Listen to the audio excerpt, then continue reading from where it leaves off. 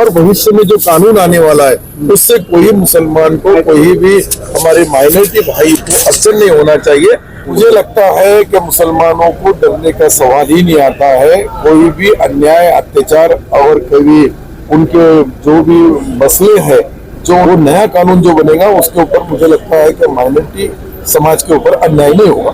मला तर पहिले राज्यपाल महोदयाचा आपल्या सर्वांच्या वतीने आणि मी या जिल्ह्याचा पालकमंत्री म्हणून त्यांचे मनपूर्वक आभार मानतोय। ज्या लाडल्या बहिणी आहेत त्यांनाही मला वाटतं की 3-3 हजार रुपये त्यांच्या अकाउंटवर आले आणि बहिणी खुश आहे। काही सावत्र भाऊ जरूर नाराज होऊ शकतात। नहीं, ऐसा कुछ लग रहा नहीं। चुनाव वक्त पे हो जाएंगे और 26 तारीख हमारी आखिरी तारीख है नवंबर, और 26 नवंबर के पहले चुनाव हो गए रहेंगे। आप देख लेना क्या ये चुनाव होंगे और हमारी मेजोरिटी चुन के आएंगे और फिर से एकनाथ शिंदे साहब इस राज्य के प्रमुख मुख्यमंत्री बनेंगे। सर, महाराष्ट्र ये वक्फ तरमीम कानून बिल से आपका क्या स्टैंड है? बोर्ड के हिसाब से हमने हमारी जो भी महाराष्ट्र के अंदर वक्फ बोर्ड की अड़चने हैं, समस्या है और भविष्य में जो कानून आने वाला है उससे कोई मुसलमान को, कोई भी हमारे माइनॉरिटी भाई को असर नहीं होना चाहिए। उसका प्रपोजल महाराष्ट्र सरकार की तरफ से, मैं माइनॉरिटी मिनिस्टर इस नाते से मैंने केंद्र सरकार को भेजा हूं और उसके ऊपर अंतिम निर्णय उनका जो कमेटी बनी है खासदार महोदय की, वो अंतिम निर्णय लेगी और कैबिनेट के सामने या फिर अधिवेशन में लाएंगे और उसको न्याय देते समय दूसरे कोई भी समाज के ऊपर अन्याय होगा नहीं। माइनॉरिटी डिपार्टमेंट जो है, ये माइनॉरिटी डिपार्टमेंट का वक्फ बोर्ड एक अलग से कानून है जिसका नियम कानून, उसके अंदर कोई संशोधन करना, उसमें कोई परिवर्तन करना तो जरूर केंद्र सरकार कर सकती है, लेकिन हमारे जो महाराष्ट्र के अंदर जो माइनॉरिटी के लोगों पे अन्याय नहीं होगा इसकी भी दक्षता जरूरी है। क्योंकि सर पूरे मुल्क भर में इस तरह एहतजाज किया जा रहा है और बैठकें ली जा रही है, तो क्या इससे मुसलमानों को डरने की जरूरत नहीं है? जो मुझे लगता है कि मुसलमानों को डरने का सवाल ही नहीं आता है। कोई भी अन्याय, अत्याचार और कभी उनके जो भी मसले हैं, जो उनके कानूनी हक है, उसके ऊपर मुझे लगता है कहीं ये नहीं होंगे। जो थोड़े बहुत जो बदल लाए जाएंगे वो बदल सबके विचार से, सबके सोच से, वो नया कानून जो बनेगा उसके ऊपर मुझे लगता है कि माइनॉरिटी समाज के ऊपर अन्याय नहीं होगा।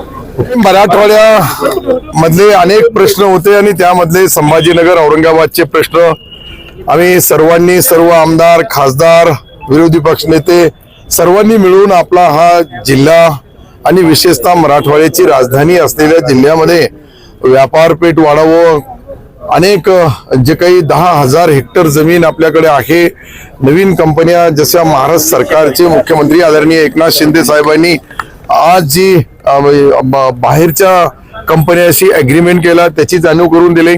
विशेषतः मराठवाडा हा मागासलेला भाग आहे, याला विकसित करण्यासाठी पाण्याचं नियोजन ते जोपर्यंत आपण समुद्रामध्ये वाहून जाणारा पाणी आणणार नाही तोपर्यंत मराठवाड्याचा जो काही अनुशेष आहे सिंचनाचा तो होणार नाही। RS यूनानी फार्मेसी, गुर्दे, पित्ते में पथरी और दोबारा पथरी ना होने का किया जाता है मुकम्मल इलाज। बहादुरपुरा एक्स रोड, रब्त करें 9390610436 पर। त्याच बरोबर मध्ये अजिंठा, एलोरा सारख्या जागतिक लेण्या आहे आपल्याकडे, त्याच्या माध्यमातून काही प्रश्न आणि विशेषतः MWRR जो काही महाराष्ट्राचा एकमेव असा पाणी वाटप ची जी आणि विशेषतः त्याला मंजुरी देण्याचा काम राज्यपाल महोदय करतात। तर अनेक आमच्या सिल्लोड पासून तर गंगापूर पासून, वैजापूर पासून, पैठण पासून सर्व तालुक्यामध्ये जी परिस्थिती आहे त्याला राज्यपाल महोदयाच्या, मला तर पहिले राज्यपाल महोदयाचा आपल्या सर्वांच्या वतीने आणि मी या जिल्ह्याचा पालकमंत्री म्हणून त्यांचे मनपूर्वक आभार मानतोय का पहिल्यांदा कोणत्या तरी राज्यपाल महोदयांनी सर्व लोकप्रतिनिधीला बोलवून त्यांचे ऐकून घेतले। आता उद्योगपतीला बोलवलेलं आहे, वेगवेगळ्या संघटनेला बोलवलं आहे आणि राज्यपाल महोदयांच्या मनामध्ये आपल्या मराठवाड्याच्या बाबतीत असेल, विदर्भ असेल, उत्तर महाराष्ट्र असेल, या ज्या अविकसित राहिलेले काही भाग आहे, काही त्याला विशेष निधी, मराठवाडा जो आपला पहिला तुम्हाला माहित असेल का मराठवाड्यामध्ये आणि विदर्भामध्ये विशेष राज्यपाल महोदयांनी जो मराठवाडा विकास च्या माध्यमातून एक बोर्ड बनवला होता त्यालाही चालना देण्याचा विनंती करण्यात आली आणि मला वाटतं की बऱ्याचपैकी राज्यपाल महोदयांनी सर्वांचं ऐकून घेतलं। आता याच्या नंतरची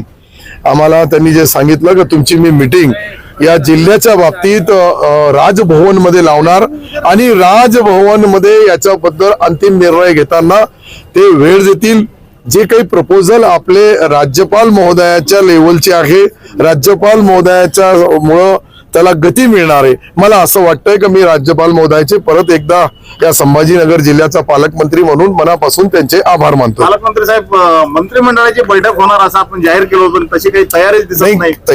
तयारी अशी आहे का आता हे जे मंत्रिमंडळाच्या गेल्या मंत्रिमंडळामध्ये जे जे निर्णय घेतले होते त्या निर्णयाचाही आम्ही आढावा घेतला आणि मला वाटतं का परवा सन्माननीय मुख्यमंत्री महोदय आणि चीफ सेक्रेटरी साहेबांसोबत चीफ सेक्रेटरी महोदयांच्या सोबत याची चर्चा होईल आणि अंतिम घेणार का नाही घेणार शेवटी माझं काम आहे. माझी विनंती आहे की मी या जिल्ह्याचा पालकमंत्री म्हणून इथं आपल्या राज्याची जी काही कॅबिनेट व्हावी त्यामध्ये अनेक प्रश्न मार्गी लागतात. मी विनंती केली परंतु अद्यापपर्यंत मुख्यमंत्री महोदयाकडून किंवा उपमुख्यमंत्री आणि प्लॅनिंग सेक्रेटरी यांची मीटिंग परवा होईल किंवा उद्या होईल आणि निश्चित त्याच्याबद्दल अंतिम निर्णय घेण्यात येईल. 45,000 कोटी जे आपण घोषणा केली त्याच्यात 1 रुपया मिळाला नाही. राज्य शासनावर नामुष्की आहे का की मंत्रिमंडळ बैठक यावर्षी टाळली जाईल? नाही, मंत्रिमंडळ बैठक टाळली जाण्याचा प्रश्नच नाहीये. सध्या राज्यामधली एकंदरीत परिस्थिती बघितली तर अतिवृष्टी झालेली आहे. मुख्यमंत्री असेल, मंत्री असेल, उपमुख्यमंत्री असेल, सर्व बांधापर्यंत जाऊ लागले. बांधापर्यंत जाऊन शेतकरी बांधवांच्या भावना ऐकून घेऊ लागले आणि मला असं वाटतंय की तुम्ही जे बोलू लागले याच्यापेक्षा किती पैसे मिळाले त्याचा मी लेखी स्वरूपात तुम्हाला ज्या ज्या योजनेला गेल्या वेळेस मंजुरी दिली त्या मंजुरीचा एकदा कॅबिनेटमध्ये मंजुरी झाली की तो प्रस्ताव जिवंत राहतो. तो काही असा स्पेसिफिक इतक्या महिन्यामध्ये 3 महिन्यामध्ये नाही खर्च केला तो लॅप्स होईल असं नाही. जी मंजुरी महाराष्ट्र सरकारने कॅबिनेटमध्ये दिलेली आहे ती पुढच्या भविष्यामध्येही आता लाडली बहीण सारखी एक मोठी योजना आली. एक आपण पाहिलं का युवा प्रशिक्षण म्हणून जे काही तरुण शिकलेले आहेत, पोस्ट ग्रॅज्युएट असेल किंवा डिग्री होल्डर असेल किंवा 12वी पास असेल, अशा हे 10,000 कोटी हे 46,000 कोटी थोडाफार पैशाचा इकडं तिकडं नवीन योजना आल्यानंतर थोडे मला वाटतं का लेट होईल परंतु मराठवाड्याला जे काही दिलेलं आहे त्या विकासापासून मराठवाडा वंचित राहणार नाही.